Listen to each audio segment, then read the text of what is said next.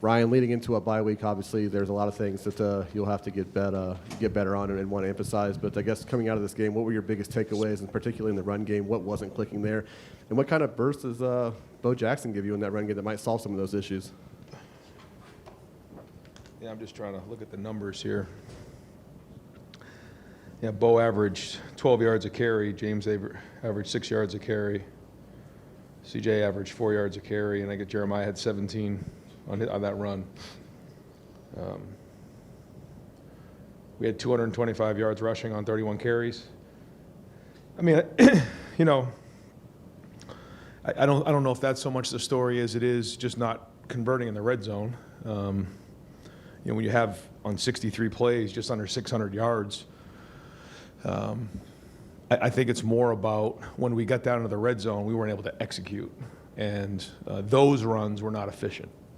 So I'm going to obviously watch the film and figure out if it was, you know, scheme, if it was coaching, or if it was personnel. And we got to do a better job when we get down in the red zone.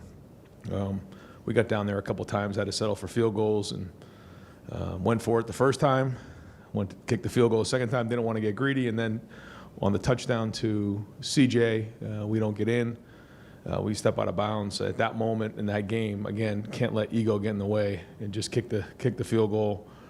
And let's not get this game into a situation we put ourselves at risk. Because I felt like we were moving the ball well. We just had to finish these drives off, which is frustrating. But these are the things that we have to learn, and we learned a lot of lessons tonight. As we continue to open up the offense, like in a 2-minute drill, or when we're throwing the ball, we have to learn when it's time to take a sack. These are all the lessons that we're gonna have to work through, and the only way to do that is to play through them.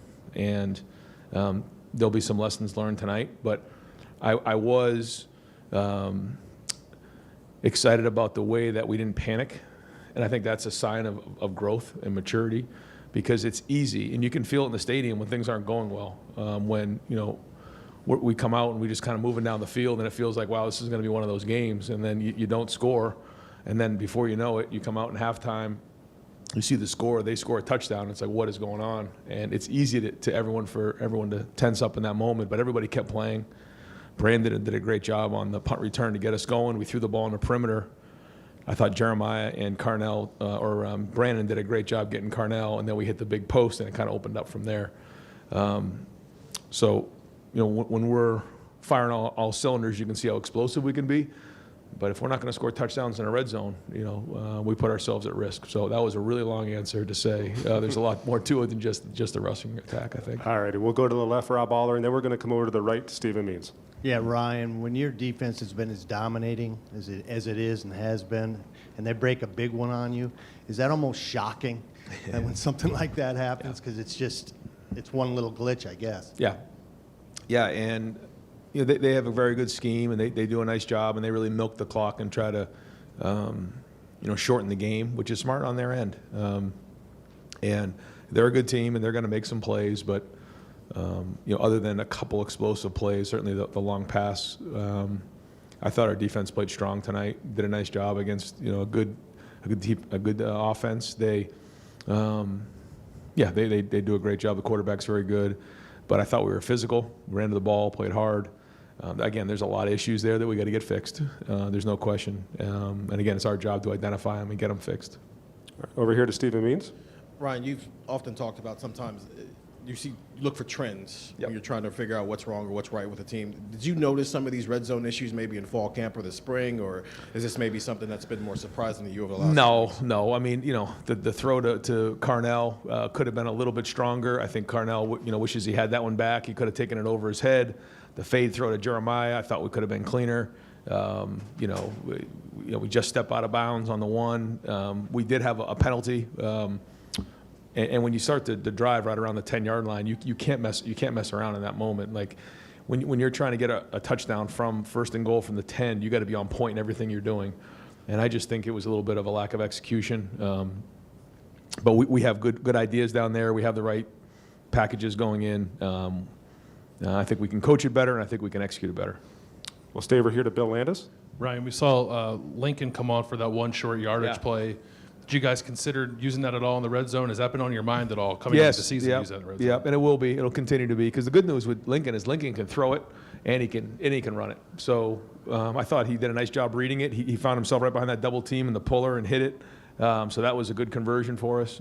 We do have more things for him, but the whole offense available when Lincoln's in there. So we'll keep looking at that and probably have some of that available. Not that, it's not going to be a surprise, so it's not a secret. Have some of that available in the red zone if we're having a hard time. Something to go to as a weapon. We're going to go here to Spencer and then to the other side to Bill Rabinowitz. Ryan, you guys have been really good situationally throughout the last, I would say, 7 or 8 games, and then tonight was what it was with the 2-minute in the red zone.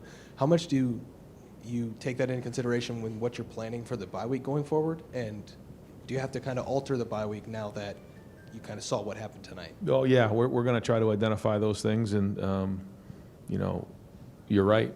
And part of that is playing through it with some inexperienced guys, but there's no question.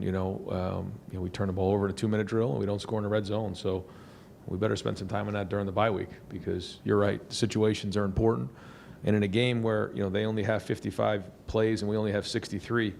The percentages of situations become higher because you're not playing 70 and 80 plays. So we got to get better in those areas, and we'll make sure we address them. Over to the left here, Bill Rabinowitz. What's your assessment of Julian's play tonight? Statistically, the numbers are really good, but there were a couple of ones he probably wants back. Yeah, I thought he played well. A lot of good plays, but what you have to learn as a quarterback. I say it's just like golf. Like you can have a great day, but if you hit 2 in the water, your round's ruined. Well, it's the same way here. And, a tip ball in a 2-minute drill could cost you a game. And then, we got a chance to put him away up 3 scores, going to get our 4th score. And, in that moment, he knows he's got to take the sack, which is not something that he's had to do before. I think, we had the play open. If you watch it on film, Max was open on the sideline. I think he saw that. We got some penetration. Our guard got knocked off. And so the end came right up the field in his face.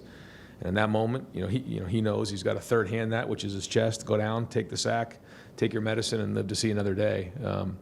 So a lesson learned. But that being said, and he threw some good balls. I thought again he had good timing. I thought his deep balls were excellent tonight. The first one down the sideline to Jeremiah had a lot of air on it, which allowed him to go make a play. And I thought both posts were well thrown. Had good rhythm. But those are all good, and we got to play through those things. So it's good in a situation like this, and that's why I called the timeouts to get a 2-minute out there because you got to play through these things and you got to learn from them. So it was a spy that jumped in the window on him. How do you get in front of that one? When there's a spy right there looking at you and kind of mirroring you, you got to make sure you understand that because the read was to throw the ball at tight end, but there was a guy right there and he tipped the ball in the air and created a turnover. So these are all the things, the more you play, the more you're remembering as opposed to learning. All righty, before we come over here to Austin, we're going to send Sonny Styles and Jalen McClain to the back, and we'll come over here to Austin Ward. Austin, go ahead.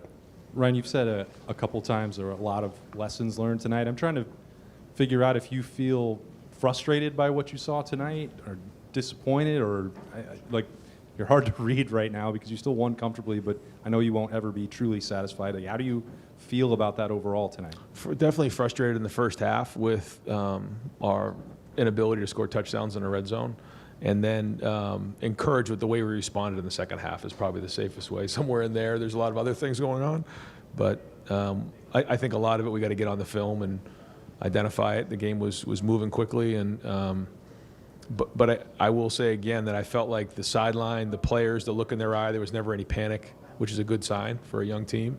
And we got to make sure we're doing our part as coaches, putting them in the right situation. All right, we'll do 3 more. We got Joey Kaufman and then Cameron T. Robinson. Ryan, what do you like about the way Bo Jackson is running right now, and how do you kind of work him in with CJ and James and Well, the tight ends give us some versatility, as you could see tonight, just with some of the things we're doing. And then Bo Jackson, has some big playability, and he can catch the ball well out of the backfield. So, I thought, James had some runs, in the second half that were better for him. I thought CJ ran hard on a couple of good runs, especially the 3rd and 1 with the big grouping in the game. There was a free guy in the hole, and that's short yardage running. You got to run and be your own blocker, and he did. He ran through contact, so there were some good things there. But Bo has some home run hitting ability, which is a weapon for us, and we'll figure out how that fits in moving forward. And the more he plays, the more he's going to learn. But you can see the vision, and you can see the explosiveness. Go. Two more, Cameron T. Robinson and then Tim May. Ryan, kind of off that, obviously, it seems like Bo has worked his way into that kind of rotation with those three. How different is the feel or the rhythm of the game with a two-back system, as you guys had last year and you guys are working with beginning of this year, as opposed to working in three guys who you want to kind of get snaps to and feel the game out with? I think we're still figuring that out, that rhythm, to be quite honest. You saw some groupings in the game where we had multiple backs in the game at once, not a lot of them, but a couple. We have multiple tight ends in the game. I think we're trying to figure out which grouping gives us, puts the most stress on the defense and puts our guys in the best situation to be successful. But I think the good news is, when you go from three wide receivers in the game and one tight end to two tight ends, two receivers in the game to three tight ends, one receiver in the game to four tight ends, no receivers in the game, two backs, one tight end, two receiver. Like, there's a lot of different things, and now the defense has to have different packages and prepare for all of those things. So, we're still trying to identify, because you have an idea what you're going to see in practice, but then it doesn't always carry over to the game, and then you see things in a game, and you start to see guys have success, and as coaches, we got to put them in those situations more and figure out how to build on those packages. So, a lot of work to do here in the bye week, because this run that we're about to go on is going to be a difficult run. We have to go to Washington. Just talked to the team about this. We got to come back, play Minnesota, then we got to go to Illinois and to Wisconsin, and that's going to be a difficult run. There's some good teams there, and so we got to make sure that we got our ducks in a row as we head into this run. All right, we'll wrap it up with Tim May. Yeah, Ryan, what does it say about this team, too, though, that two of your real dudes, Jeremiah Smith and Carnell Tate, on those post routes really, I'm not saying bailed you out, but came up big when you really needed it the most? What did you say about it going forward? Yeah, no, they're deep play threats, and then, again, when you can throw and catch them like that, it opens up so many other things. And, they were playing pretty low. Lower than probably we expected, lower than we usually see, and so there was big plays to be had out there, and I think they kind of challenged Julian to throw the ball. Young quarterback, let's see what happens. And I thought it was a good plan. They did a nice job, and we didn't finish off the drives in the red area, and so they found themselves in the game in the second half. So credit to them. They've played well so far this year, and they'll have a good season, but you can see when we get those two guys in particular downfield, they're a major threat in any type of one-on-one situation. All right, Coach. Thank you very much. All right, guys. No, don't have one. Sorry. Thank you. We'll bring in Julian Saint.